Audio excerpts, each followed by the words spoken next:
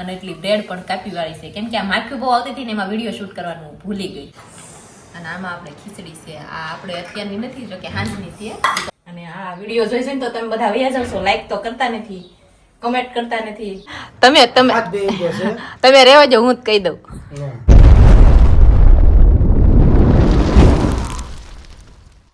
જય માતાજી, જય શ્રી કૃષ્ણ બધાને. કેમ છો બધા? મજામાં? તો મજામાં તો છો ને. સ્વાગત છે અમારા નવા વિડીયોમાં.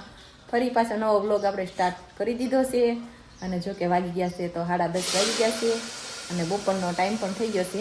ચિરાગ તો કાલ મને એમ કહેતા હતા કે મારે પકોડા ખાવા છે, તો આપણે કાંઈક પકોડાના બટેટાને એવું તો લઈને રાખી જ મૂક્યું છે. આ બટેટા મરચાં ને લીલું લસણ ને એવું તો જો કે આપણે પહેલાં લઈ આવ્યા હતા. અને હવે આપણે બટેટા પણ બાફા મૂકી દેવાના છે. જો તમને કીધું હતું કે મારે બટેટા બાફા મૂકવાના છે, તો આપણે બટેટા બાફા મૂકી દીધા છે. અને સીટી પણ થવા મળી છે, 1-2 સીટી પણ થઈ ગઈ છે. અને આ બાજુ આપણે સુધારવાનું પણ કામકાજ ચાલુ છે, બતાવું તમને. ટમેટા સુધારવાના છે આપણે. આ બધું મારે સુધારવાનું બાકી છે, પહેલાં સુધારી વાળું. એટલી વારમાં જો આપણે કુકરની સીટીઓ પણ ચાલુ થઈ ગઈ છે, તો એટલી વારમાં બટેટા બફાઈ જાય પછી આપણે બટેટા ખોલવાના છે. તો જો આપણે પકોડા બનાવવાના હતા એટલે આપણે બ્રેડ પણ મસ્ત ચિરાગ લઈ આવ્યા છે. જો આપણી બ્રેડ આવી ગઈ છે. અને જો કે આપણે નાનું પેકેટ લાવ્યા છે, મોટું નથી લાવ્યા. અને આપણે મશીનમાં જો લાઇટ પણ વહી ગઈ છે. લુગડા ધોવાનું શરૂ હતું, એટલી ટાંકી ભરાણીને ત્યાં લાઇટ વહી ગઈ છે. એટલે હવે આપણે જો અમે ટબ ભરેલું છે ને ના, તો આપણે ડોળ કાઢીને ફૂંકવી દેવાના છે. નકર લાઇટનું કાંઈ નક્કી ન હોય ક્યારે આવે એ, કેમ કે આજ તો વહેલા સવારમાં 6 વાગે વહી ગઈ હતી અને અત્યારે પાછી વહી ગઈ છે. તો આપણે કાંઈ વાટે નથી રહેવું. તો આપણે પહેલાં લુગડાનો ડોળ કાઢી વાળવીને પછી આપણે પકોડા બનાવવાની શરૂઆત કરવી. તો જો આપણે લુગડાનો ડોળ પણ કાઢવાનો હતો એ કાઢી વાળ્યો છે. અને જો કે હુકવવાના તો બાકી રાખ્યા છે, કેમ કે જે કપડાં નીતરતા હતા આપણા, એટલે લાઇટ પણ આવી ગઈ. પણ હવે તો શું કામ નહીં, કેમ કે આપણે કપડાં તો ધોવાઈ ગયા છે અને ડોળ કાઢવાનો બાકી રહ્યો તો એ આપણે કાઢી વાળ્યો. જુઓ તો આપણા બટેટા બફાઈ ગયા છે સરસ મજાના. જો તમને બતાવું, નવા જ બટેટા છે હો. અને આ બાજુ આપણો મસાલો પણ તૈયાર થઈ ગયો સુધારી. હવે મરચાં જો કે ઉનાળો આવશે એટલે મરચાંમાં કાંઈ એટલો બધો હારાવાટ નહીં આવે, બહુ જાડી સાંભળીને આવશે ને તીખા પણ નહીં મળે. ગામડામાં ન મળે, સિટી હોય તો મળી જાય. અને કોથમરી જો કે જે મળે છે ત્યાં સુધી વાંધો નહીં. ઉનાળામાં તો કોથમરી નહીં મળે, પૈસા 10 રૂપિયા આપશું ને તોય નહીં આપે. તો આવી રીતે જો કાંઈક મોળા મરચાં હતા, ઘણા સુધારી વાળ્યા છે આપણે. જો એટલા સુધારી. જો આપણે તો બટેટા જે બાફ્યા હતા કુકરમાં, તે આપણે ટમેટા અને મરચાં બે શેડવી નાખ્યા. જો આવી રીતે કાંઈક મસ્ત બની જશે. અને બટેટા પણ સરસ મજાના ફોલી નાખ્યા છે. આ લોકલ કહેવાય એટલે લોકલ જ લાવ્યા છે. અને માખીયું બહુ આવશે, કેમ કે મારા આર્યનભાઈ અહીંયા પાવ પોલી ખાઈને ગયા બ્રેડ, એટલે માખીયુંનો બેક રહે વધારે.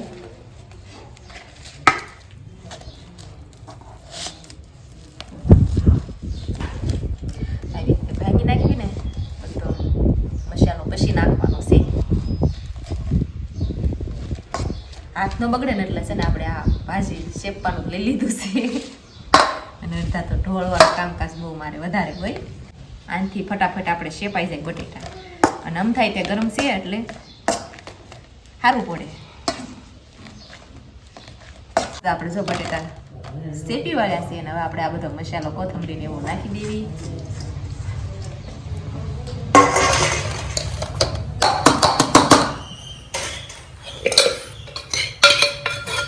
આપણે ટમેટા અને મરચાં શેડવેલા છે. આર્યનભાઈ આવી જશે બ્રેડ લગાડવા. કાર્ય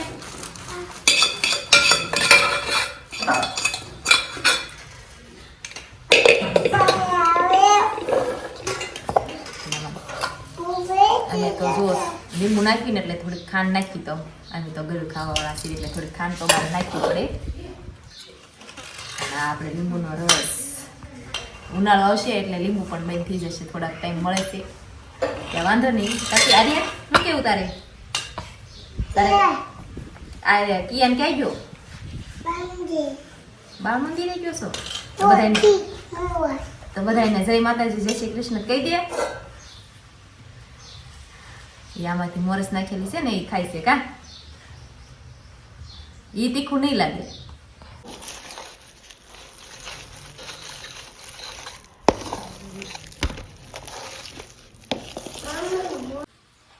તો ફેમિલી જો આપણે સુંદો તો તૈયાર કરી વાળ્યો બટેટાનો, અને બ્રેડ કાપી પણ વાળી, પણ વિડીયો હું શૂટ કરતા ભૂલી ગઈ.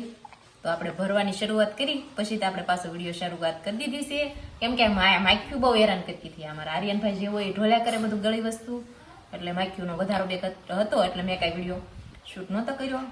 અને જુઓ આવી રીતે આપણે કાંઈક ભરી લીધું છે, એક પકોડું તૈયાર કરી આવ્યું છે. આવી રીતે આપણે બધા તૈયાર કરવાના છે. તો પછી તૈયાર થઈ જાય પછી આવી જાય બધા ખાવા. આપણે ડોયો પણ મસ્ત શેણાનો લોટનો કરી વાળ્યો છે. આમાં જો ઘણા મેંદો પણ નાખે, પણ આપણે તો કાંઈ નથી નાખ્યો, ખાલી શેણાનો લોટ જ નાખ્યો છે. તો હવે આપણે પકોડા તળવાનું શરૂઆત કરી દઈશું. અને કેવા પકોડા મારા સ્વાદમાં તો નહીં પણ જોયામાં કેવા લાગે કહેજો બધા, અને ખાવા હોય એ બધા કમેન્ટ કરી દેજો. અને આ વિડીયો જોઈ ને તો તમે બધા વયા જાવશો, લાઈક તો કરતા નથી, કમેન્ટ કરતા નથી, તો બધા કમેન્ટ કરવાનું ભૂલતા નહીં, કમેન્ટ કરી દેજો. આપણે જો તેલ આવી ગયું છે તો આપણે પકોડું નાખી દેવી તળવા. અને એટલા તળશો ને મને એમ છે આખી કાથરોડ ભરાઈ જશે.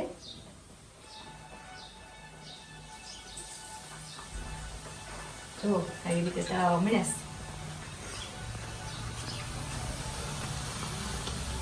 તો હાલો ફેમિલી બધા આવી જાઓ.